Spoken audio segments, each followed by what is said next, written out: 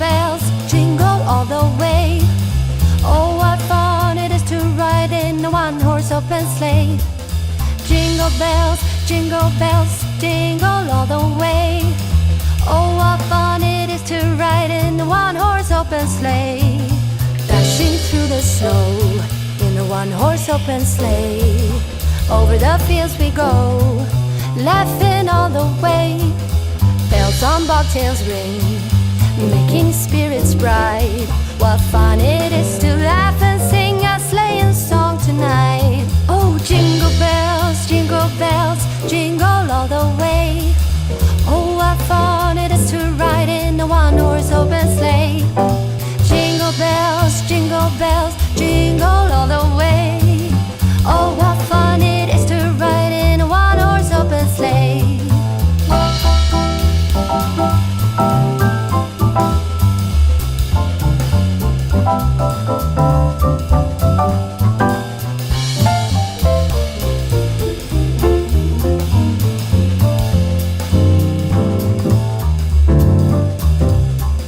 A day or two ago, I thought I'd take a ride, and soon Miss Fanny Bright was seated by my side. The horse was lean and lank, misfortune seemed his lot. We got into a drifted bank, and then we got upside. Oh, jingle bells, jingle all the way. Oh, what fun it is to ride in a one-horse open sleigh. Jingle bells, jingle all the way. Oh, what fun it is to ride in a one-horse open sleigh. Oh, what fun it is to ride in a one-horse open sleigh.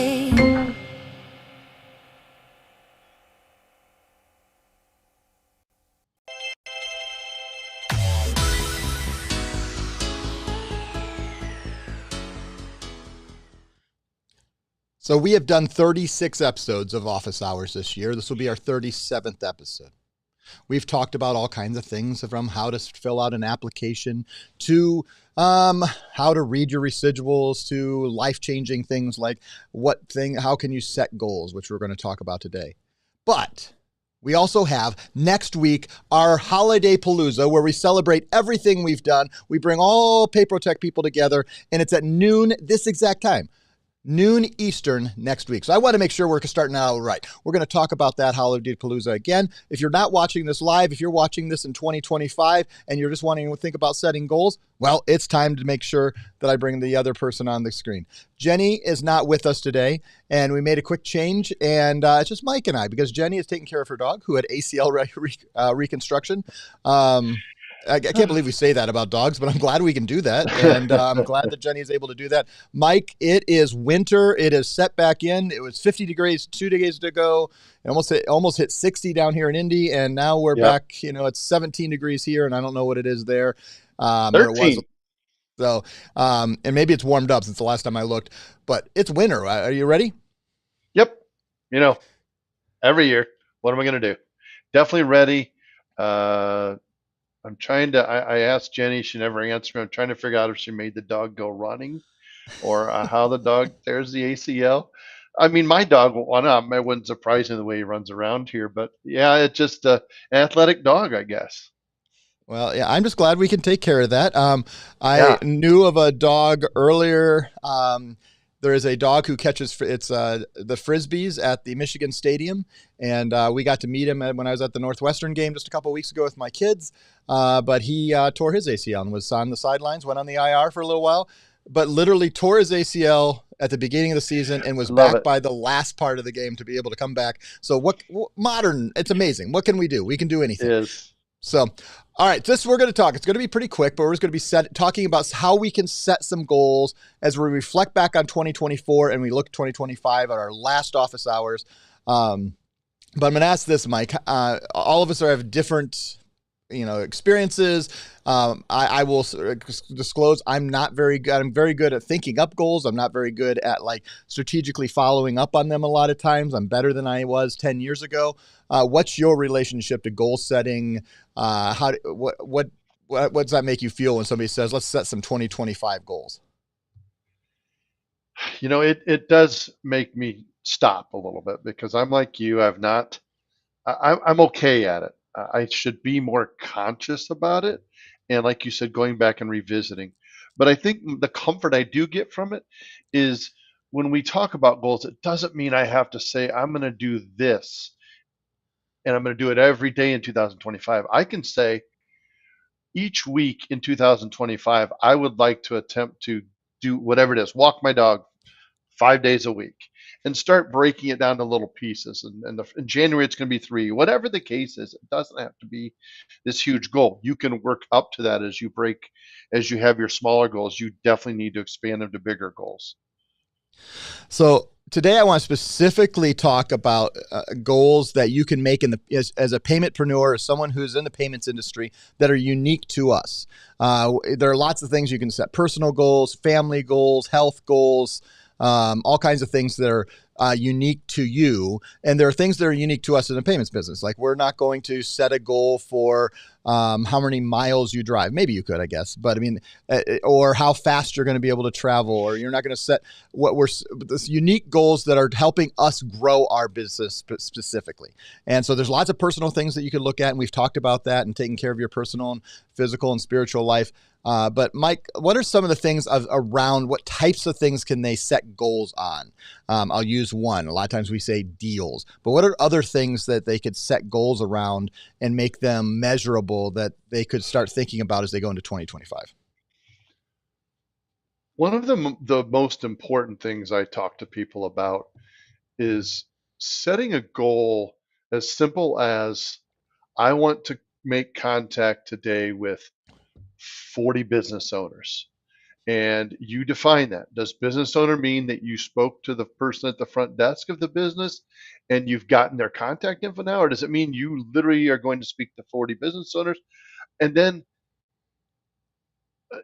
sticking to that, or saying, you know what, this week I want to touch 150 potential merchants by calling them, seeing them, whatever it is, and then stick to that. Put in the time that's required to do it. So I'm probably skipping ahead from goal setting there to goal execution, but I love to break down the small things, and we can talk and have talked about how, and then everybody discusses this on the Facebook groups, that numbers do matter. Using quality prospects certainly helps. Being in an area well, or being able to pick the people you're going to see, but using data tools, those types of things certainly help. But if you go out and talk to 150 people in a week, the numbers say you're going to be getting some statements and getting some callbacks and further consultation, and maybe even getting a yes right away. Yeah.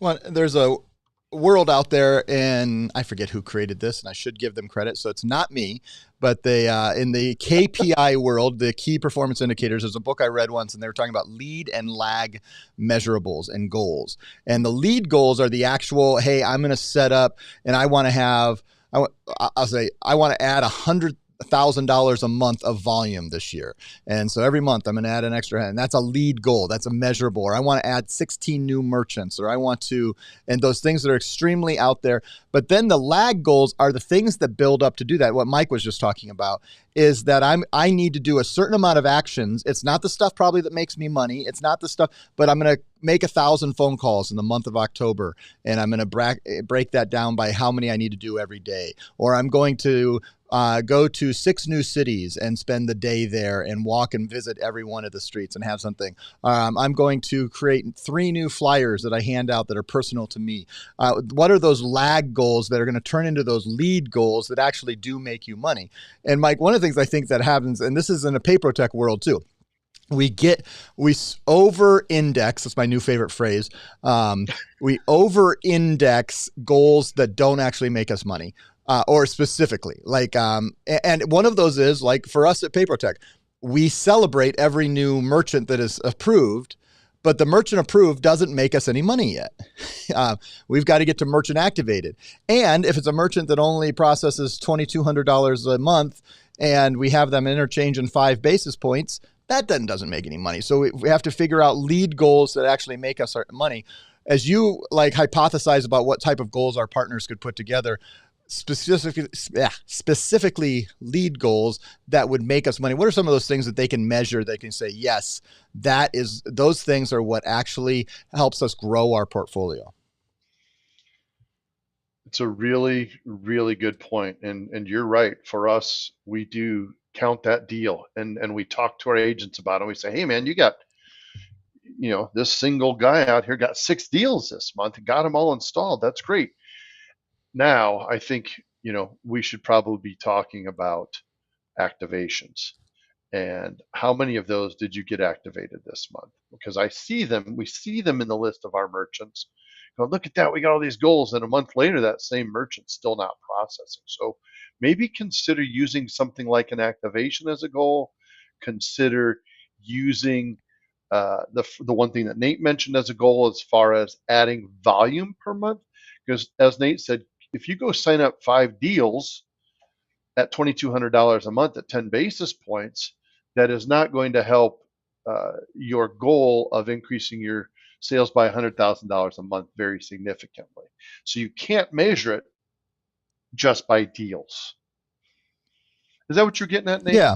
And I think, and just starting, I love the tracking of activations how are you going if currently your average merchant processes $17,000 a month and you want to get to 25. There are several ways you can get there. You can go help your merchants get, process another 7,000 and brainstorm ways they can grow their business. So that would be one way to get there.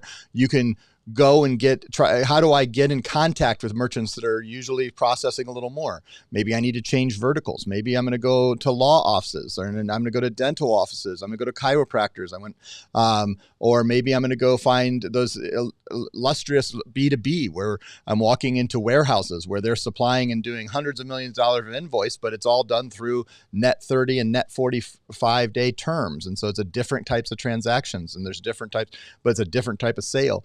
And making those strategies and setting those goals, but then realizing sometimes the easy hanging fruit, and everyone should start there, is, hey, I'm going to get a deal and I'm going to activate it. I'm going to get a deal and I'm going to activate it. But eventually, as you grow as a paymentpreneur, you're going to make decisions about, man, I need to, if I increase volume and increase margin, because those are the two things that increase residual and make your portfolio worth more. And so we are gradually working ourselves to be able to do that.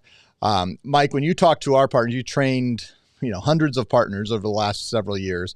What are the things when they come to you, when they say, I'm sure you ask this, what is your goal for the next couple of months, or what's your goal this next month? Or what do you hear from them when you ask that question?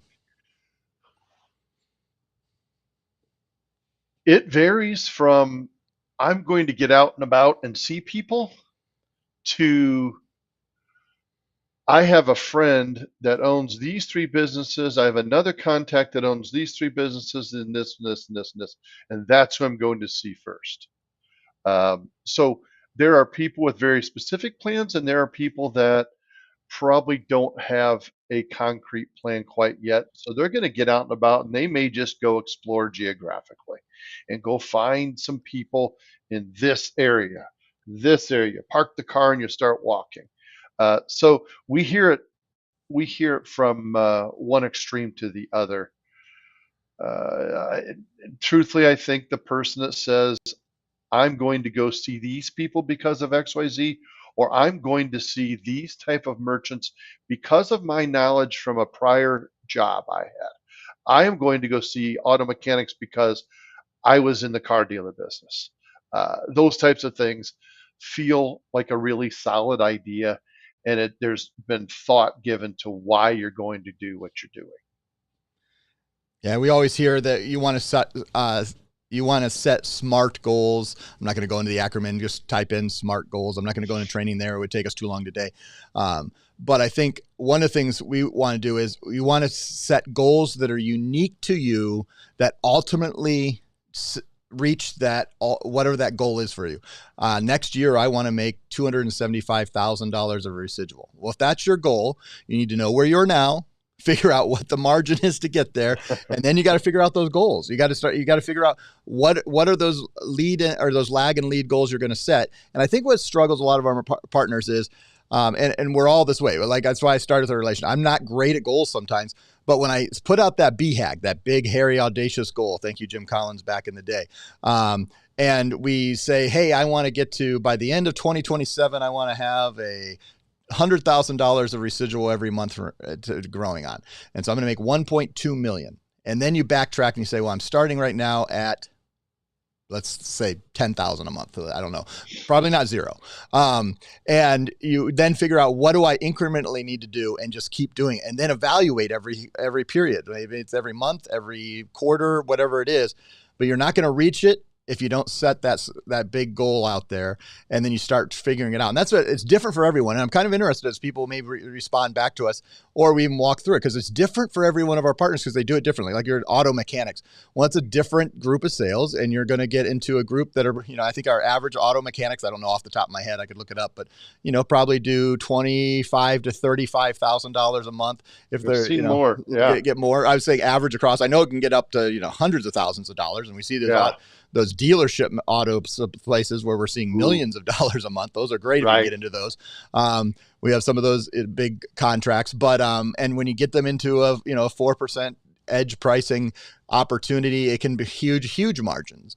But if you're just starting out and you have a different niche, it may not be. And you have to set those goals, make them extremely audacious, big, hairy, audacious goals, but also something that is reachable, because some people walk in and we see it and we advertise it, build $1 million portfolio with PayProTec.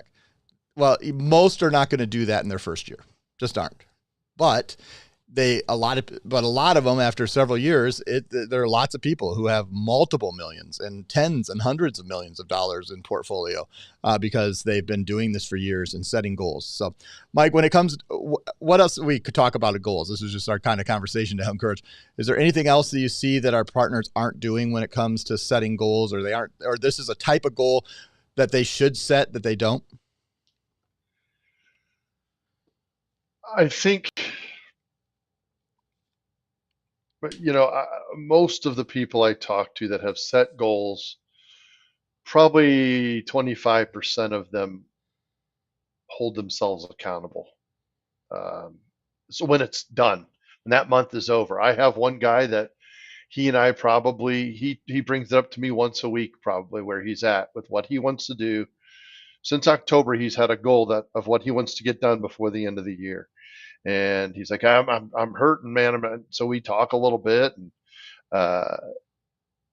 he gets back out there and gets on the horse and tries to do it, goes to a different town, that type of thing. So I think, don't be afraid to go back and look at it and say, I failed. Or, we talked about this a few weeks ago, but celebrate it then. I got 7 deals in the last 6 weeks of the year. I only wanted to get 5. Great. Then you should celebrate, because we know that 2 of those weeks are really not that busy at the end of this month. So I don't have a lot of things to add. I just think following the whole cycle, setting it to going back and holding yourself accountable and seeing what the results were. Yep. Well, and what I would say is this, is if you think, man, I don't know what my goal should be in 2025, reach out to your relationship manager, reach out to Mike, to Jenny, to myself, to Danny, to anyone in the PayProTec family. And we would love to start, creating that conversation and helping you set those goals, and then helping you, and if you want some, we are not boot camp. We are not we're not managing you as a sales team. You're an independent contractor, but we can help you set those goals and help you come up with ideas to help you become accountable for those goals. And we're here because if you don't sell no more business next year, if you don't increase your number of sales, if you don't, we don't reach our goals. And I just sat in, a day full of meetings where we're looking at our goals and trying to figure out how we're going to grow by 27% next year, like we did this past year. And we have specific goals. And let me tell you, it's all about you guys. It's all about the partners, and it's all about helping you reach your goals. And so we'd love to have that dialogue. Mike, you get the final word today as we close out for our last office hours of 2025. Again, Holiday Palooza at noon next Thursday. It'll be probably almost 2 hours of streaming. Mike and Jenny will be on there. Danny and Brian will be on. We'll put out, look for our emails. A lot of you have I think over 75 people have already RSVP'd on our first email. That's the highest number. And we have a couple more emails and a couple text messages to go to remind you to come hang out. And we're going to be giving prizes, $500 Amazon gift cards. And we're choosing some. We got a wine of the month club and a couple other things that you can win, but you have to be live to win. And last year was a lot of fun. So Mike, our closing words for our last office hours of 2024. Last year was a blast. It was almost like we were literally having a party, which is difficult to maintain order on a Zoom meeting with. But you somehow kept us all together, Nate. Congratulations in retrospect, and good luck again. Last thing about goal setting is, as Nate said, let's get together. Let's talk about it. We can help you temper this with our experience. If you say to me, let's see, I have a full-time job, Mike, and I'm going to get 10 deals a month.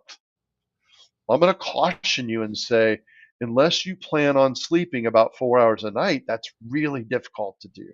Really difficult. Or the flip side, well, I'm going to get 1 deal a month, Mike. I'm working at this full-time. Well, okay. Let's talk about that goal too. So anyway, please get with us. Let us know also if you think that we should expand our discussion on goals next year and maybe go into a little more specifics if that's something that would interest you. And other than Nate, other than what Nate said about, being all about you all, and making it so we do have the growth Nate mentioned last year. I'll be honest, we have experienced growth, I don't know, nearly every month this year, and unbelievable amounts sometimes. And we just look around and we decide, oh, okay, look at that. We had this big office do this many deals. And then we do the math and say, oh, geez, look at this. Tons of people submitted 3 deals this month, 4 deals, 1 deal, 2 deals. And so it's very difficult to say, oh, yeah, we're carried by this group or this group. And so it really is all about everybody. And after doing this for over 10 years now and developing relationships with a lot of you all, it is a genuine thank you to everybody, and Merry Christmas, Happy Holidays if you support and celebrate something other than Christmas.